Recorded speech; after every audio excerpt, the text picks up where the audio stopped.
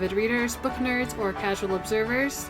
Welcome to the read-along brought to you by the Lit Roundtable. I'm Anna. And I'm Joseph, and this is our read-along of The Republic of Thieves by Scott Lynch. Part 2! Week 2! We're talking about Chapter 2, The Business, and Chapter 3, Blood and Breath and Water. Yeah. Yeah. And for next week, only read Chapter 4. So, one chapter for next week. It's a long one, but... Cool. Yep. Sounds good. Well, so chapters 2 and 3 and all the things in between. Yeah, indeed. And the interlude after 3. Very good. So we get the aftermath of just the last chapter of them being like, wait, what? The Falcon is your son? Yeah, that was pretty amusing. They asked her some, they were... Well, so we find out eventually that Locke doesn't believe that the Magi are, actual flesh and blood people. Which explains that he asked her... It explains why he asked her if she had the Falconer by, normal means. And not by, magic of some kind. Yeah, that's funny. Which she was offended by. There's only one way to do it. Right. Well, how was I to know? You're a creepy wizard lady. Right. And so she reveals that she can actually remove the poison from Locke. Mm-hmm. Which he does not react well to. Yeah, he's being a little baby about it. He's like, no, I don't want to be indebted to you. I'd rather die. And he's hyper paranoid. He doesn't want her to have his real name, even though she has Jean's real name. And he's pretty adamant about not doing it. But Jean has her explain what the terms are. And then Jean has a private moment with Locke to convince him, hey, we got to try this. Berate him. It's pretty intense. Pretty effective. Yeah. Basically hey man, if you don't do this, you're spitting in Ezri's legacy because she died to save your life and now you're just giving up a month later. And then Locke changed his tune real quick. Yeah. Yeah, we had 2 name drops. Patience actually mentioned Sabitha, which I'm like, how the heck does she know about Sabitha? And that made Locke furious that she said her name. Mm-hmm. And then Jean drops Bug and Galdo and Kahlo and eventually Ezri. So he doesn't say her name. Does he? I don't think he does. I think he just says, what are you going to say when you're face to face with the woman I love that burned to death so that you had a chance? And then Locke is like, okay. Bring her back. Send her back. Bring her back. We'll do it. And basically Jean was like, bro, you have depression. And when you stop moving, you just want to you want to die. You don't want to continue. You have depression and self-destructive tendencies and suicidal thoughts. Mm-hmm. This is a bad time. Right. And you're also in pain right now. So can we agree that you are maybe not the best decision maker at this moment? Right. So that was very dramatic. It was indeed. I'm looking at my notes to see if there's anything else about that section. Basically, she couldn't do it there. They're going to go off onto a ship and do it on the ship. But she's doing this in exchange for them helping them rig an election. Right. Yeah. So that was interesting. So I feel like the first book was there was political intrigue, but it was more on a private level. Mm-hmm. And then the second book was pirate. More fighting against corporate greed and wealth. It was swashbuckling / punk / rage against the machine. Yeah. And now it seems that we're stepping into we're straight on political intrigue. We got to get this election rigged. We're super spies. Right. Yeah. It's kind of fun. Yeah. And I love how every time there's like a new heist that gets pitched to them, they're like, guys, we have no experience in this. And they're like, yeah, we don't care. We think you'll be good at it. So you're going to do it. Yeah. Like, we're not pirates. We can't sail. I get seasick. I don't care. I think you'd be good at it. And they we'll weren't. Teach you how. They weren't good at it. And they were lucky that that oh my gosh, I'm drawing a blank on her name. Captain Drakasha. Thank you. Yeah. The Captain Drakasha took them in and agreed to help them. They got very lucky. For sure. Yeah. Yep. But so political intrigue, rig the election. It's gonna be fun. Yeah, it's in like the city where it's in like the city where it's in Carthage where all the bondsmagi are. So that's that's gonna go well. Yeah. So we learned a little more about like the structure of Carthage and like the fact that wizard or magi's can never use magic against one another. Like they have a code of conduct as far as like who they can use magic on and who they can't. And that they are not allowed to use magic to interfere with the election at all, which is why they need Jean and Locke to come in and rig it the way they want it. So. Yep. Loophole. Pay someone else to do it if you can't. Yes, exactly. So Locke agrees to it finally, but he has two conditions. One, service for service, and once they're done with the election rigging, they're done. Yep. I don't owe them anything else. And that they'll answer all of his questions, whatever those might be. Whenever they pop up along the way. Which was a good call, I think. It was. But she does make a distinction that she's happy to share any like professional or like that she'll answer any questions about her professional life, but she may not share about her private life. So, which fair. That's fair. Who's the Falconer's dad? Good question. Plot twist, it's Father Chains. Ooh. Oh. Yeah. So speaking of Father Chains, we had a lot of, well, not a lot of him, more of him like orchestrating things for the young people again. Well, actually, do you just want to talk all about the, like, do you want to talk about it all as like the one timeline and then we can go to the flashbacks? That's fine. Yeah. Okay. We can just stick with the current events and then we'll do the flashbacks. There's also that weird intersect thing which we'll include in the current events because it's relating to the current events. Right. Which confused me, frankly. But anyway. I know. I was like, who's talking? And we don't know. So yeah. So Patience is like, we got to go to the ship to take care of this. And that she's waited too long. Like, it's going to be a risky business and it's not going to be pain-free. Like, it's going to be a very painful process, whatever. And then we have a slight glimpse in the intersect onto the ship and we see the old man who's aware of 4 rings. So he's not as high up there as Patience is. And he's waiting for Patience and the Komori. And he's talking to a woman who is unidentified. And it sounds like there's backstabbing potentially happening. I'm confused. Yeah. So who is the girl? Who is the woman he was talking to?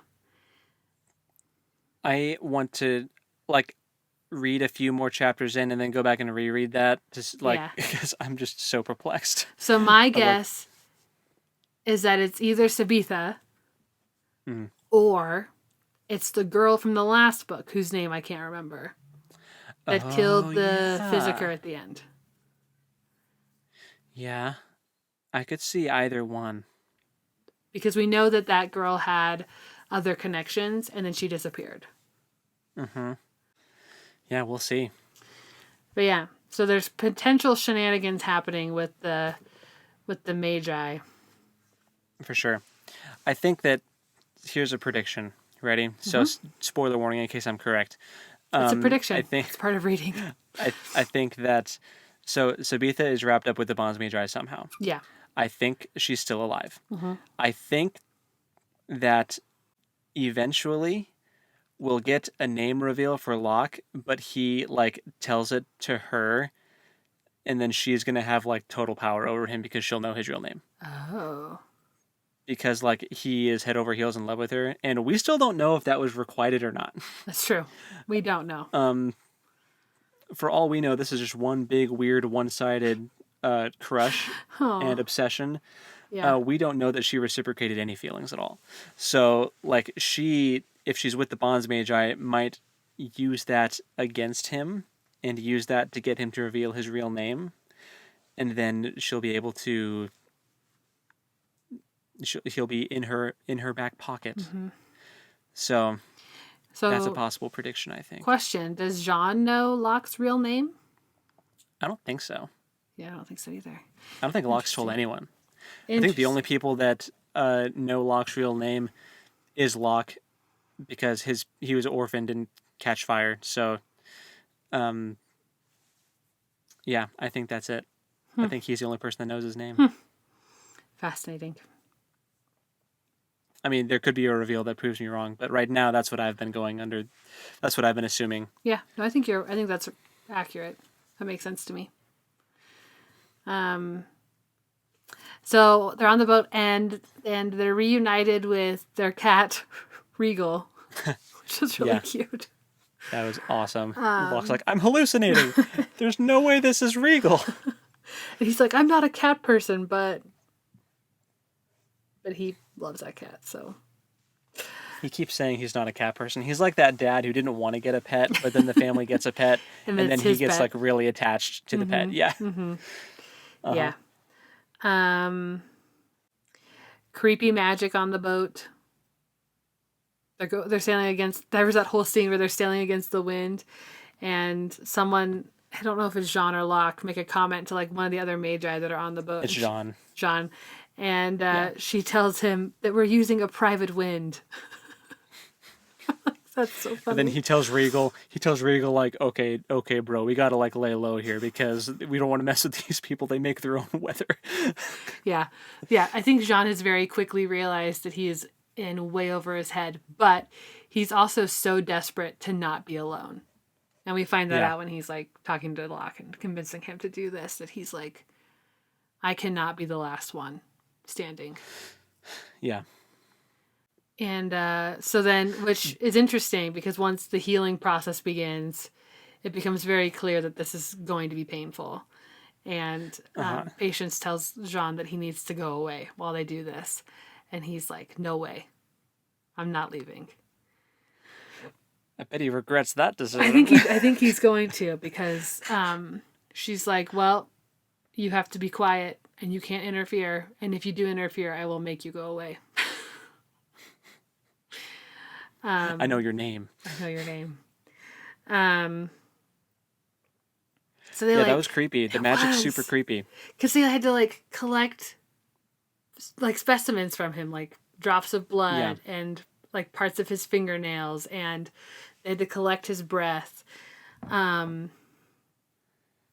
it seems like this was all like substitutions for his name, because she kept saying during the incantation, like, I offer you this and not a name. I offer you this but not a name. Yeah. So like it's like if they had known his name, it would have probably been a lot easier to do.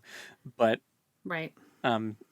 it's like if you don't want to give your name, we'll need these proofs of identification. I need a recent bill. I need a proof of address. I need your social security number. Exactly. Give me your date of birth. It's so funny. It's so true. Yeah. You're spot on. That's funny. And so then and through that we learn that like the point is to misdirect the poison.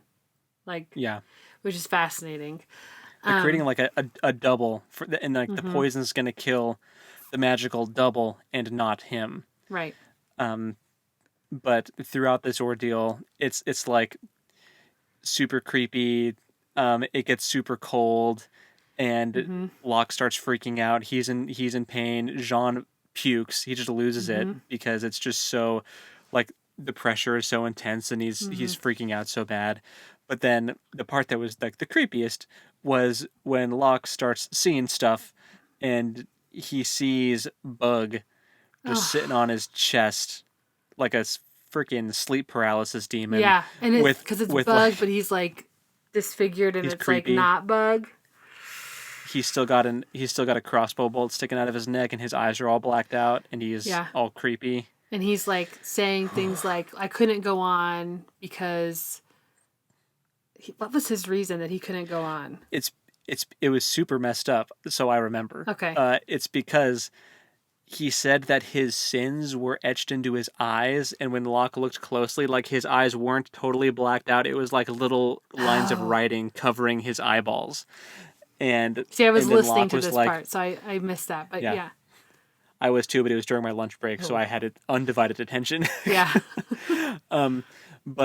And that's why he couldn't see to move on to the next place, because he was blind because of all the sins written on his eyeballs. And Locke's like, how many sins could you have possibly had? You were like 12.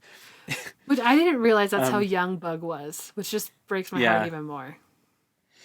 It was super creepy. It was very creepy. Well, and Locke was so mad because he was like, that's not how it works. I know that's not how it works. And Bug is like, how would you know? You've never been. He's like, I know because I'm a priest of the Crooked Warden. That's not how it's supposed to work. Yeah. So like something makes me think that maybe your pantheon isn't legit. Well, yeah. So, and we have so before they like started the actual ceremony, after they had collected the specimens, Jean and Locke get like a moment to pray together. And Locke says his prayer to the Crooked Warden. And then Jean, to himself, prays to any deity he can think of. All of them. Yeah, he hits them all up. Yeah. Like the creepy death lady, like everyone. He's like, all right, guys, we need to huddle. Yeah. Yeah.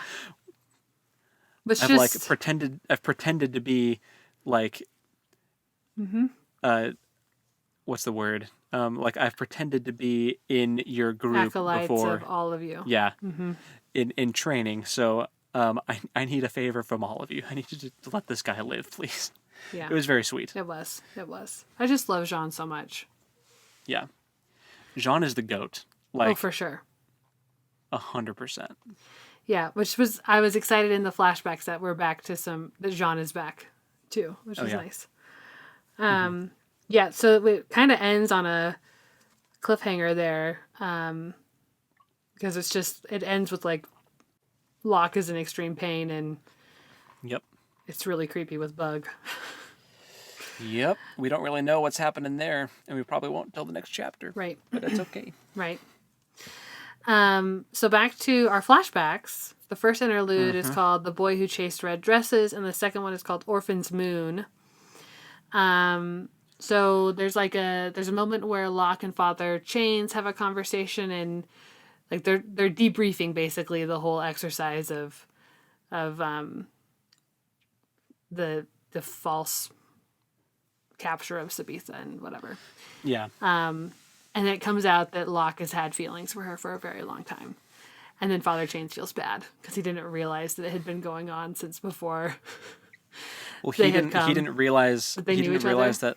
Yeah. Well, that they knew each other, and that Locke had already thought that she was dead before, and that she was back, and then got the rug pulled out from under him again. So Father Chains definitely feels bad about how that went down. Yeah. In hindsight.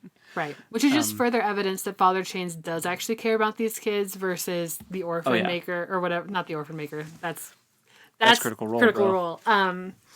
Yasha, what are you doing in here? No, I know. I'm trying to think of that guy's name though.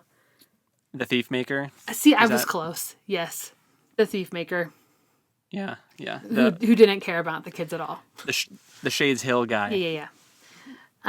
See, I was close. Yeah. He's a thief maker of orphans. You're right. So. You're right. Yeah. And then we have a time jump, and Jean is there, and Father Chains is like, you guys get along too well, you don't fight enough. So he pits them against each other for like an exercise, which was really amusing because basically it boiled down to everyone not wanting to have to fight Jean, but they wouldn't mind if they had to fight Locke. Like physically. Right. Right. Because Jean is really tough and Locke is really not. But the thing is, Jean is also like wicked smart. He's got it all, man. He's the most well-rounded gentleman bastard by far. Yeah. Like, absolutely. He's so handy in a fight, and he like balanced their books. Like, right. He's got the intellect. Well, and he's super determined, very clever. He's very willing to put himself in a situation to get anything accomplished. Like, he has no qualms about knocking on all these Physicers' door to try and get Locke some help, right? Like, it's not a thing. Yeah. It's fine. He'll do whatever it takes. And he is still a good actor. Maybe he's not as good as Locke, because Locke is like, that's his main specialty. But he still can do it, and he can do it well. And he even put some fear into Patience when he like went at her to try to kill her. Yeah. And she like had genuine concern and fear on her face when he did. So like, he is... Heck, even in the last book, he had Locke believing that Locke had been betrayed by Jean. Like, he was that convincing. This is like the birth of the hand signals, of the more elaborate hand signals came out of this chapter, which I loved. Yes. Yeah. I mean, not to like, we don't have to go through the whole thing step by step of like what it was, but it was, I thought the idea was really cool that Sabitha and Locke got pitted against each other. Yes. And they're trying to like pick out things about them. It's like an intricate game of tag and hide and seek, kind of. Yeah. Like they didn't know, like, Locke had buttons and Sabitha had silks in a basket. And like, they had to figure out this information about each other, whoever got it first. And report it back to Father Chains. Right. But I knew it though, when Locke was faking sick and he got the Yellow Jacket to carry him like across the bridge, and Sabitha ran up, I was like, oh, she thinks that he got hauled off. She thinks he's in trouble and she's trying to save him. And that's like really, really sweet. But it's okay. He bribed the guards. Sabitha, back off. It's fine. Right. And so then she also bribes the guards. And then Father Chains shows up and also bribes the guard. And that guard was just like, what a day. What is happening? That guard made so much money in that 15-minute span. Yeah, she did. That was really funny. Like, what a day. She probably went to the tavern and, like, partied hard that night. And then the reveal that Sabitha was trying to save Locke, and Locke is just like, what? She does care. She does care. What do you mean you were trying to save me? I thought you were getting hauled off. No. And then he's like, I'll do your chores. I don't want you to do my chores. And the whole time, Father Chains is just like, man, we got to figure out a better way to communicate so this doesn't happen again. Yeah. Because if Locke just flashed some hand signals like, hey, I'm fine, go away, they could have saved some money. Yeah. But no, that was fun. I really liked that whole section. It was very fun. I love all the flashbacks. Good. Yeah. And the next one was really interesting. We get even more insight into like the whole Crooked Warden thing, because I thought that it was much smaller than it turns out it actually is. Right. I didn't think that this was like a pretty big part of the underworld of Camor actually like worshipped this guy. So that was really interesting to me. Yeah, agreed. Yeah, fascinating. We saw Nazca for a little bit, which that was nice. I've missed her. I miss Nazca so much. I'm so sad. I'm still not over that, man. I know. It was brutal. Still not over how she died and that she died in the first place. I know. I kind of shipped her and Locke, not gonna lie. Well, because it would have been really cute, and we didn't know Sabitha. Yeah. And you're right. We don't know if Sabitha is a willing participant in this or not. No. There's in hints, fact, after this interlude, it's like I think she's a little bitter after this. Yeah, maybe. Maybe. But yeah, they're basically being officially initiated into the belief system of the Nameless 13th, the Crooked Warden. Yeah. There's like a ceremony. They have to get some offerings, some stolen things that they can of course. that they can present. there's this fun scene where Locke and Jean con a guy out of some gold with like a bogus cake thing. It was fun. Yeah, my note is just cake! Exclamation mark.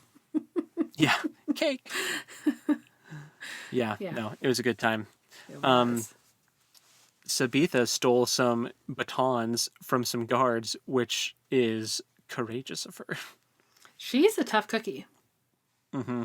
I would not be surprised at all if she is somehow connected to the bondsmagi now. She's very smart and very fast.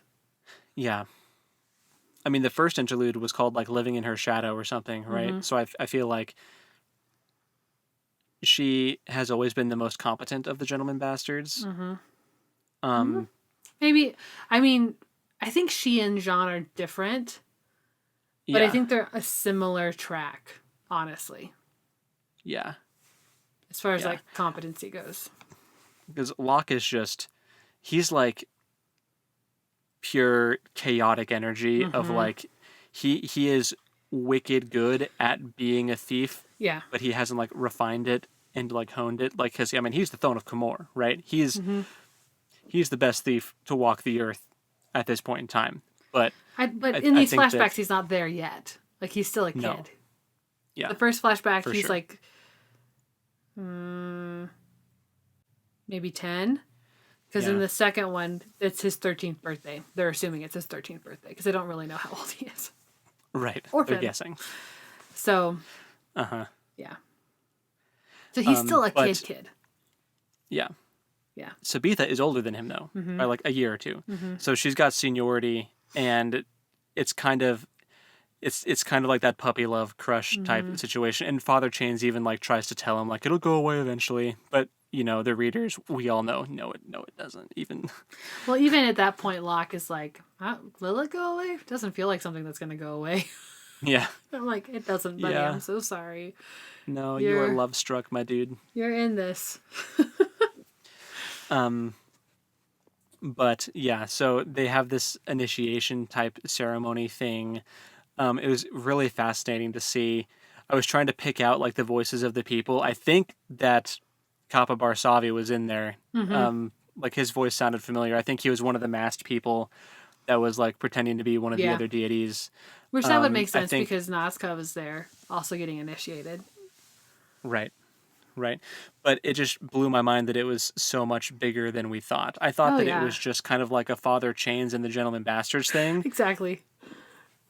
But like, no, this lended much more credence. Like, no, this is a legitimate belief that like a decent amount of people believe. Like Locke and Jean aren't the only people that believe in this right now. Yeah, that's kind of where I was at too. I was like, oh, their whole like church, quote unquote, has been decimated. Like Father Chains is gone. Most of their buddies are gone. They're the only two left. So like if they don't get some new converts, it's just gonna go away. But that's not true. No. Nope. So. A lot of the Komori underground believes in this. So yeah, that was really interesting. But they're like choosing someone to become I forget the term they use, but like basically a priest, or it's like they're going to go to Crooked Warden Seminary. And Sabitha says in the beginning that she wants to do it because she wants to be the best, and she like has to be the best at everything. It's like her driving force is she's super competitive and she has to be the best. But then Locke also stands up and says he wants to do it at the time because I think he just really wanted to stand next to Sabitha. Yeah. Yep. Well, because he like wanted, when she came in, he was like, maybe she'll stand next to me, and then the Sansa twins like parted and made a space for her between them, and he was like, yeah. But when Nazca started talking to Locke, Sabitha did chime in. So like, I feel like the subtext is like Nazca is maybe kind of interested in Locke, and Sabitha's like, no, he has a crush on me. Go away. I think that's probably very accurate. Yeah. The drama. You know. And speaking of drama, Locke is the one that gets chosen. Which we probably could have guessed because he's mentioned that he's a priest. Yeah, for sure. I always kind of thought he was just like blowing smoke up people's butts. Yeah. Because, he do that. Yeah. World class BSer. Mm-hmm. But no, he was actually selected to do it. So Sabitha is not too happy about that. He could tell that she was upset. She's put on a mask of like nonchalance and not caring, but it's like, yeah, deep down she is fuming. Yeah. She is so mad. So my theory is now another theory. Okay. I'm here for it. She is so upset that she did not get chosen to be the priest person that maybe that is kind of the inciting incident that makes her want to go off and join the bondsmagi. Or maybe she hears about the bondsmagi, and because of her super competitive nature, and like wanting to be the best at everything, she sees the bondsmagi as like the next level of like, these are the actual like the big players in the world and like the most powerful, so I'm gonna go and compete with them and become the best of them. Yeah. Maybe. Since I didn't get to become the Crooked Warden priest person. So I don't know. I like this theory. But again, we still have not seen any hint. Nothing like outspoken of her actually having any kind of feelings towards Locke. So I mean, there's definitely like a camaraderie, like they're in this together. Right. But she's not behaving in a way that like the Sansa twins wouldn't behave, or that Jean wouldn't behave, right? Yeah. Like you could sub her out of that whole incident with the gold cloak and her thinking that he was being taken. Jean would have done the same thing.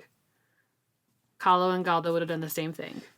So she's not doing anything that is like above and beyond what they would do for each other as a group, as a team. So yeah, I don't think that there's any evidence. But maybe this is a classic case of Mr. Bingley and You're on your own, man. Pride and Prejudice. I don't remember her sister's name. Lizzie Bennet. Is Keira Knightley. Emma? No. And her sister is Moiraine from Wheel of Time. Yeah. I don't know what her name is. I know what you're talking about, though. Mr. Bingley and one of the Bennet sisters. While you're looking that up, I would like everyone to know that my fan casting for Sabitha in these interludes is Sadie Sink. Ooh. Yes. I love that. That's perfect. Red hair. Perfect. Jane Bennett. You're right. Yep. Good job. Maybe Sabitha is just a Jane Bennett, and she just doesn't know how to show her feelings for anyone. Yeah. And she really is very much infatuated with Locke too. But since he's younger, I got a feeling that's probably not true. I think that... I think he's probably annoying to her. There's probably some kind of little brother dynamic there. Which once they both hit puberty, I don't know, man. That whole cave that they live in, though, is just such a cesspool of testosterone. I feel like her and Nazca need to hang out more so that she can get some like girl time, dude. Yeah, for sure. For sure. But anyway, that's pretty much where the interlude ends. Is Locke got chosen. Sabitha's not happy about it, so we'll see what the aftermath of that is. Yeah, find out next time. When we reach chapter 4, and maybe an interlude after chapter 4. Yeah, there's for sure an interlude. Okay, cool. Yeah. And then that's the end of part 1. Yeah. Yep. Sweet. Very good. Read chapter 4. Maybe we'll meet Sabitha in the current timeline, if we haven't already. Oh snap! Oh boy. Jean pulls off a mask. I'm Sabitha. The whole time. That's why I was so competent. Wouldn't that be anyway. quite the ordeal? Anyway. Esri would be pissed. Okay, well, Alrighty. Well, you guys go read chapter 4. Until next time, happy reading. And we'll talk at you next time. Later. Bye.